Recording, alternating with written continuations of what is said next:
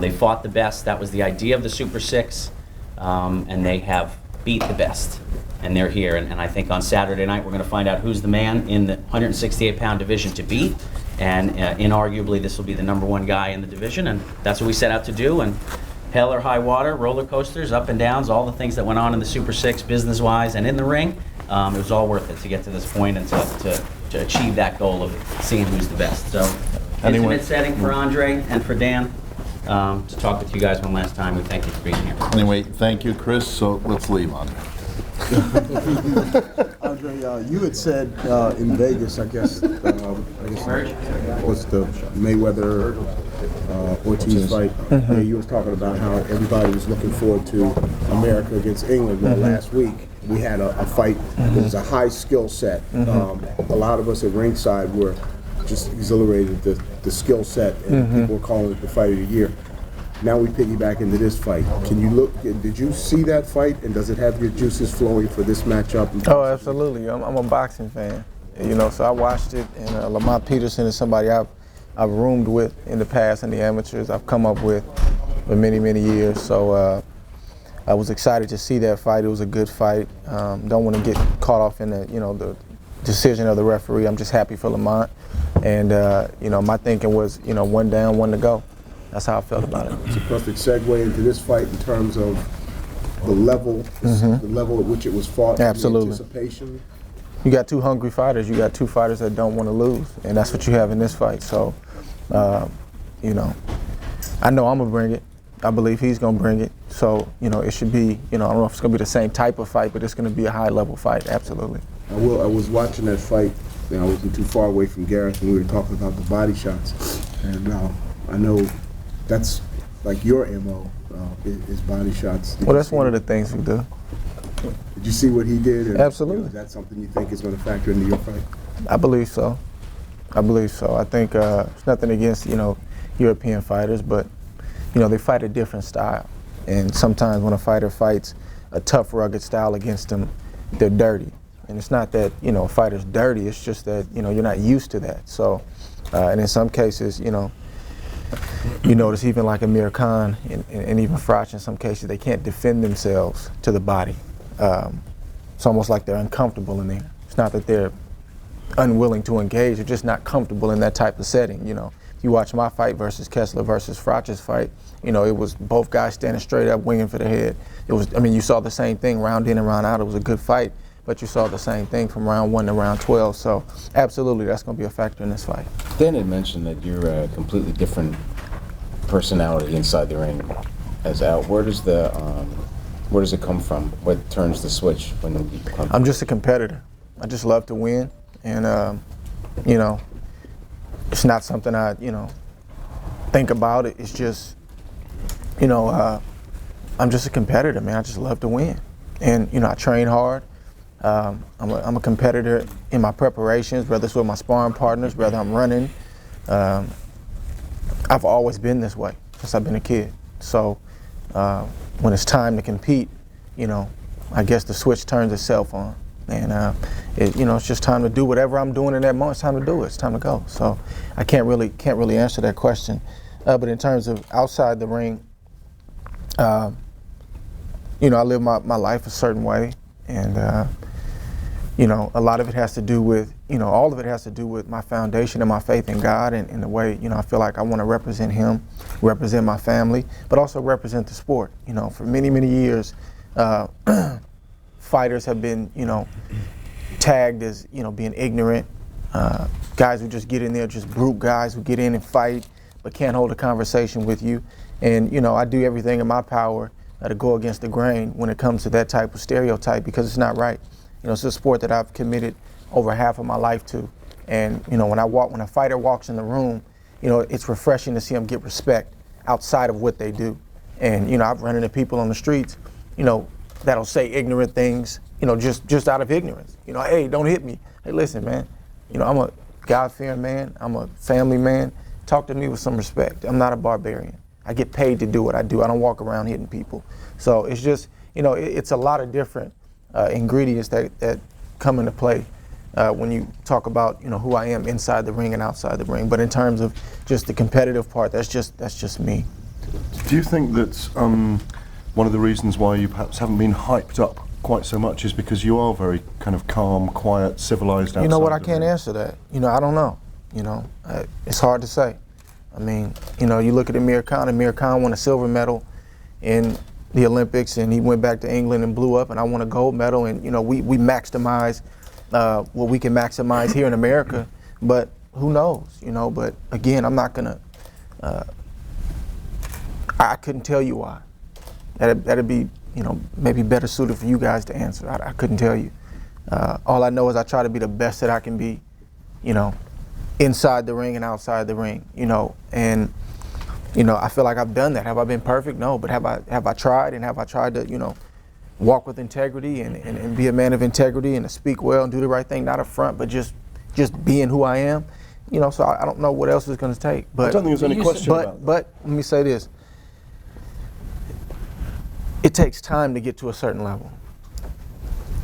And these fights like Saturday night and God willing fights beyond that, these are fights you got to continue to win, continue to get your name out there. And, it happens in due season, in due time, But if I retire today, I've had a great career. I've had a great career, and I have no complaints. You said. Now, I just want to answer one other thing on this.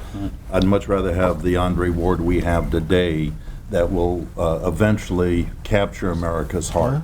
And like Pacquiao Mayweather, it didn't happen overnight, despite the different personalities there. So what Andre brings here is very unusual to the sport, and it's not going to hold him back. As a matter of fact, it'll embrace him more to the sport and to the American public as he keeps on elevating his profile. Because You said you fight with a chip on your shoulder. That was one of your quotes. What do you mean by that? Well, I'm not a fighter who's going to get on the internet and complain. I'm not getting the respect that I should get. I should get more of this, and I should get more. I just say, okay, we have to keep working. And every time I get in the ring, I'm going to be the best prepared athlete, and mentally that chip is going to allow me to go through or walk through whatever I need to do to get my hand raised. It's a personal thing. It's not a chip toward anybody. It's a personal thing. It's what drives and fuels me. It's one of the things that drive and fuel me. So, and I think to a degree, every fighter should have a healthy chip on their shoulder. So it's not about lack of recognition or exposure. Well, not really. I mean, to be honest with you, I'm comfortable being the guy on the night. I don't have to be the man 24/7, to be perfectly honest with you. But I embrace this. I'm thankful.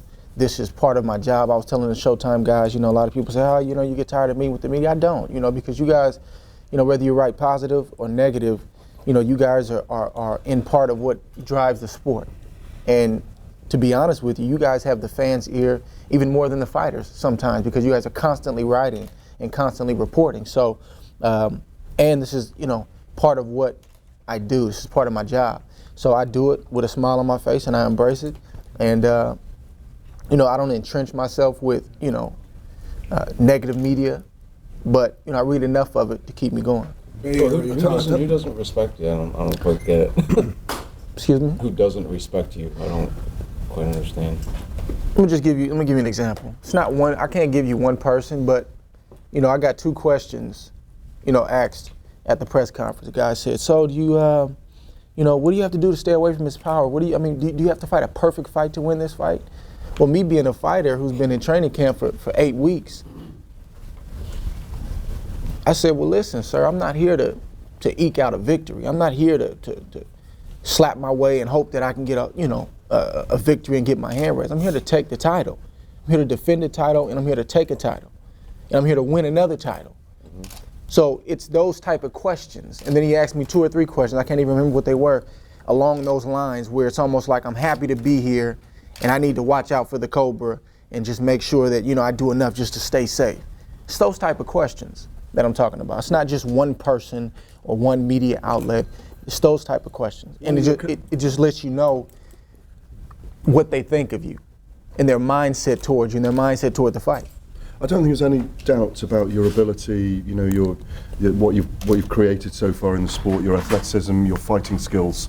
But this is a question for both Dan and for you, Andre. That is there a time when, you know, I know we kind of reference stardom quite a lot. Is there a time when there's a tipping point in a guy's career, and could this be the point at which Andre's reputation, standing in the US, suddenly tips towards being more of a mainstream freefall? Well, I've been saying the last few days that these are the type of fights that you got to have and win to be able to start tipping it. So, you know, there's no doubt in my mind that with Andre's abilities and personality, it's going to win over the hearts of not only the American fan, but the worldwide fan, because, you know, it's funny. I don't want to parallel this because of his religious beliefs, but everyone was a doubting Thomas with Tim Tebow, and that's all I hear now.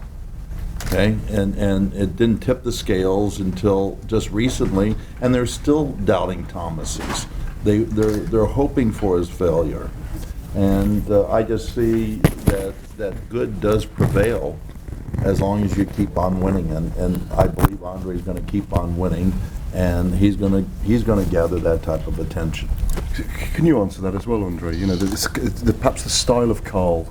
The guy who's going to come forward, who's going to give you a rugged war, is perhaps the kind of, I know you've been in rugged wars before, but the kind of style that can bring you to prominence in a very, very exciting fight. Well, I think this is the start of it. You know, I don't think, you know, anything's going to happen overnight, but this is absolutely the start of it. And it's already started. The process is already underway. We just got to continue to win and continue to do what we've been doing, and you know, just every fight's not going to be the best fight of your career. It's just not a reality. Some fights are ugly.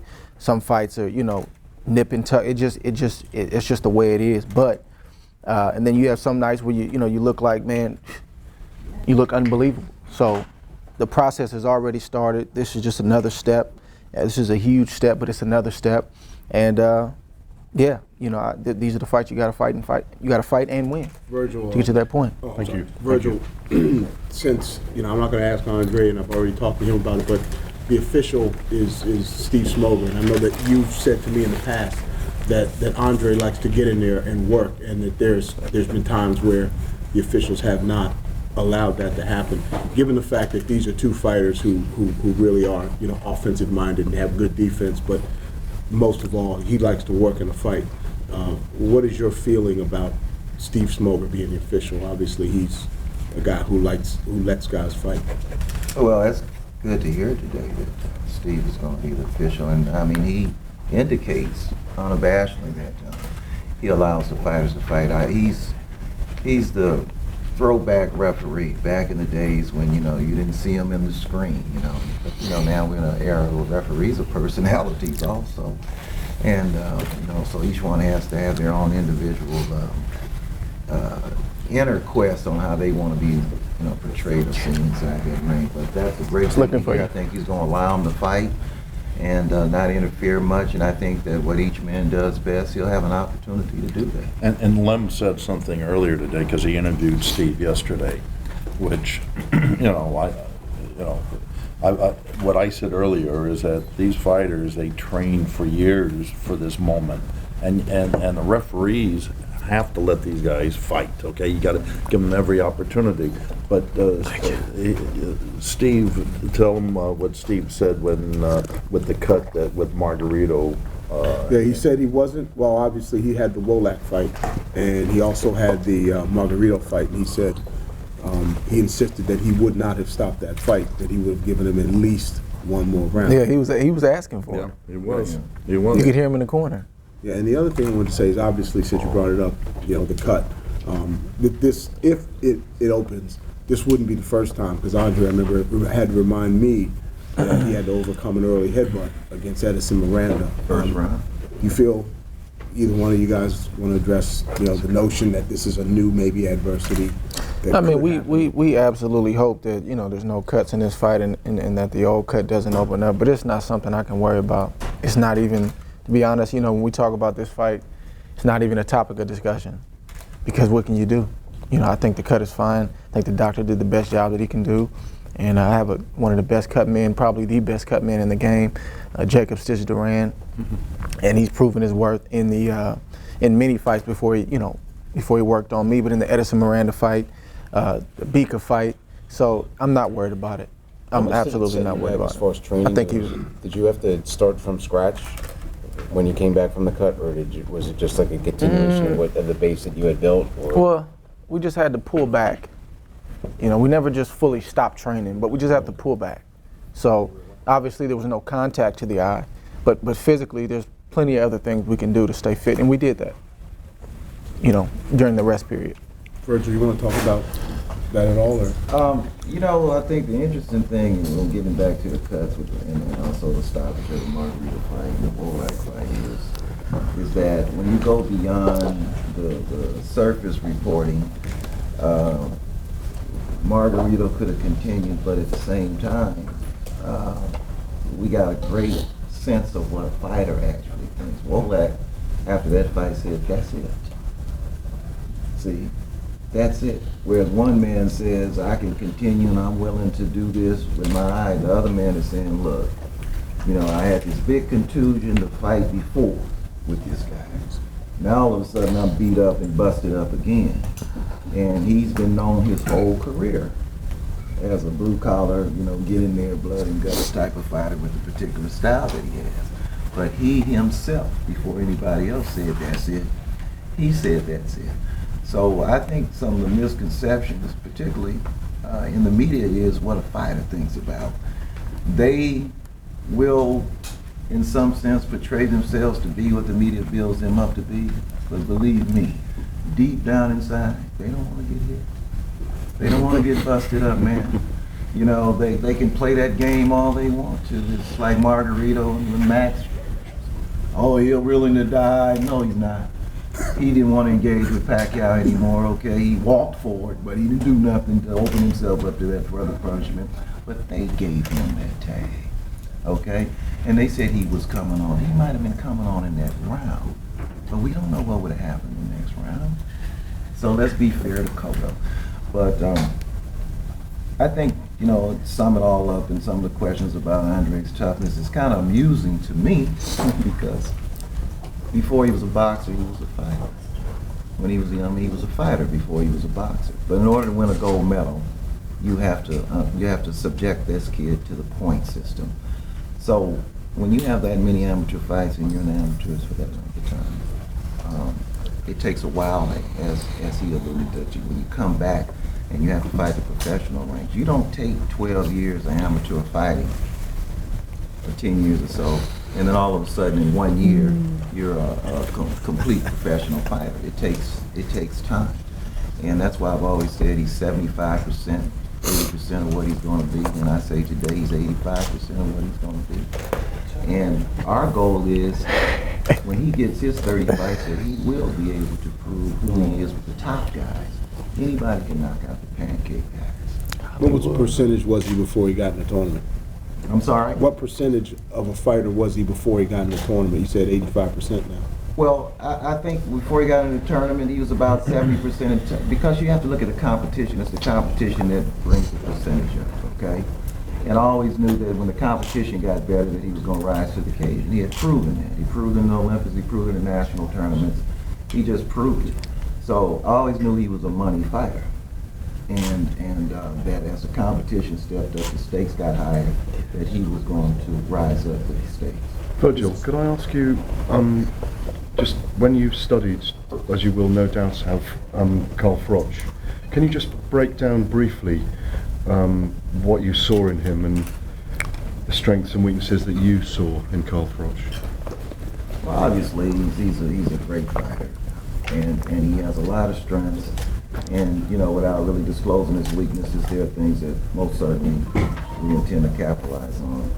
You know, to put it in a small sentence, you know, this whole tournament, you have two factors in this tournament. Okay, when Mikkel Kessler lost to Andre Ward, he had to win his next fight to stay alive.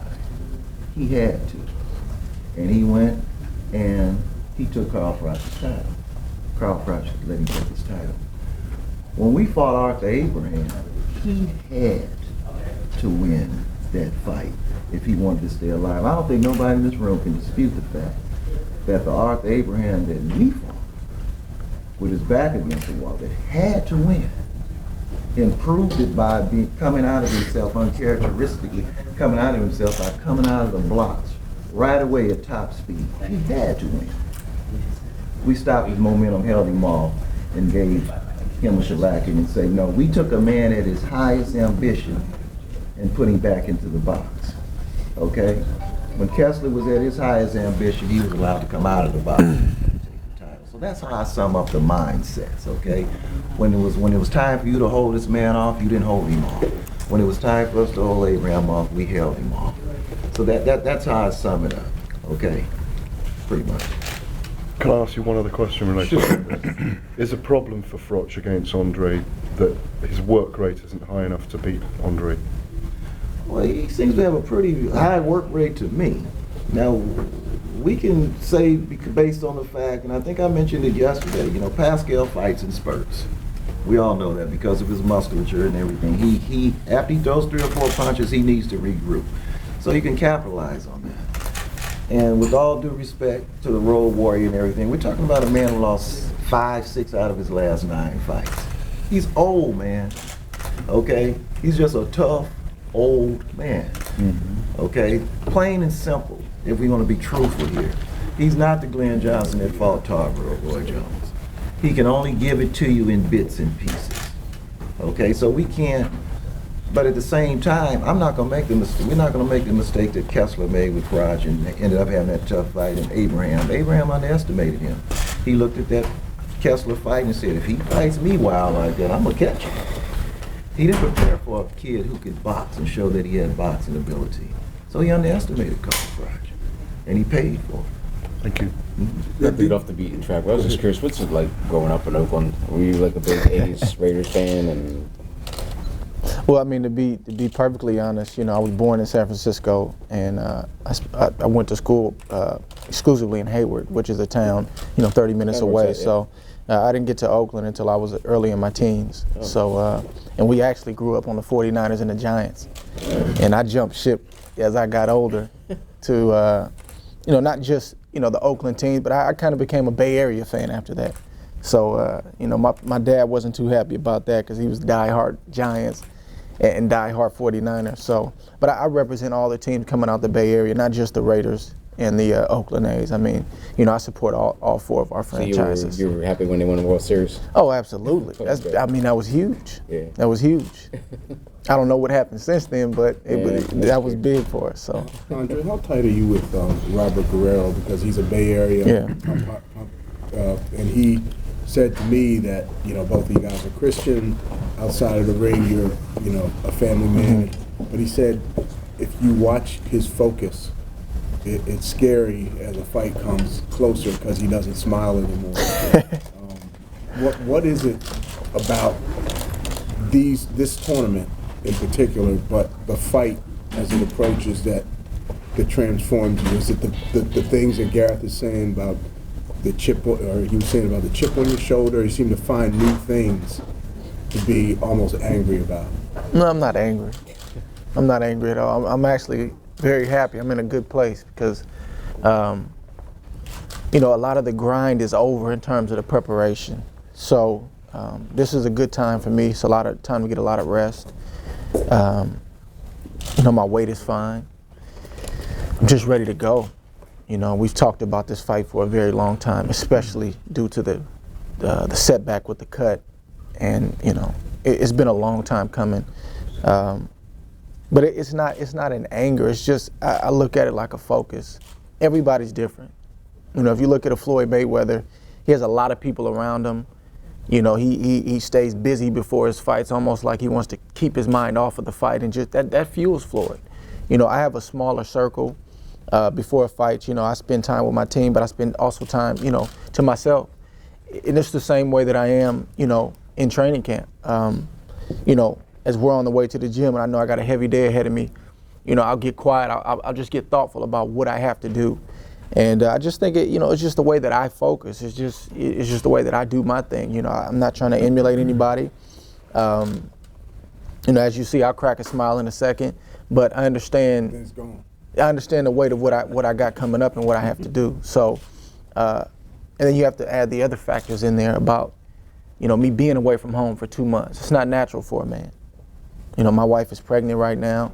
She's held the fort down, and so all those different things are fueling me right now. But I'm in a very peaceful place. Just ready to go. Is it like being away from your family? Do you say, hey, this guy's keeping me away from my family? Is that? That's exact. I literally tell myself that when I'm running, when I'm doing my road work, when I'm jumping rope. It's almost like he's in the way of me getting home. And it may sound funny, but that's part of what motivates me. When we run late at night, or 4 in the morning, 3 in the morning, 5 in the morning, that's what I'm telling myself. How far along is your wife? She's 3 months. And which one is this for? This is 4 and we're done. That's it. I told her every child we have, it pushes my retirement party back a little bit further, so that's it. How do you spend these next few days? It's just, like I said, it's just a lot of rest. We take walks. Me and my team, we talk about the game plan. And but everything is, for the most part, set. It's really just a waiting game, We do round tables with the media. Your favorite. And You never fought in Atlantic City before. I've never been in Atlantic City. What kind of crowd do you think you're going to get? To be honest with you, I'm curious to see, but I'm really not concerned about it. I think it's going to be a great turnout from what I hear. Of course I want it to be big. I think it's going to be big. I don't know if it's a sellout, how close.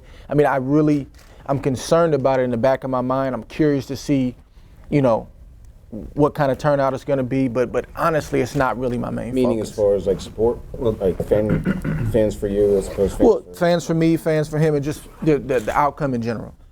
Yeah. Dave, just so you know, prior to the Talk about the gate, and the promoter's going to prior to the want to talk now. Prior to the postponement, you notice, when you were talking about how you were running and thinking of Froch, I was doing the same thing when I was running.